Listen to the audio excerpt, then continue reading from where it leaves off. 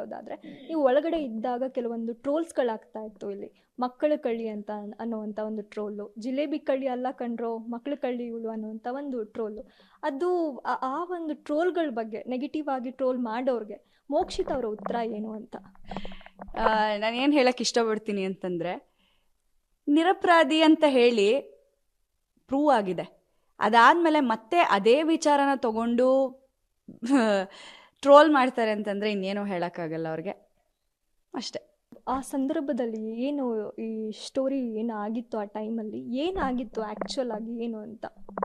ಅದು ಮುಗ್ದೋಗಿರೋ ವಿಚಾರ, ನಾನು ಮತ್ತೆ ಅದನ್ನು ಮಾತಾಡಿ ಮತ್ತೆ ಅದನ್ನು ಕೆತ್ಕೋಕ್ಕೆ ಇಷ್ಟಪಡಲ್ಲ. ಬಟ್ ನಾನು ನಿರಪರಾಧಿ ಅಂತ ಪ್ರೂವ್ ಆಗಿದೆ, ಪ್ರೂವ್ ಆದಮೇಲೆ ಮತ್ತೆ ನನಗೆ ಅದೇ ವಿಚಾರನ ಮಾತಾಡೋದಕ್ಕೆ ನನಗೆ ಇಷ್ಟ ಇದೆ.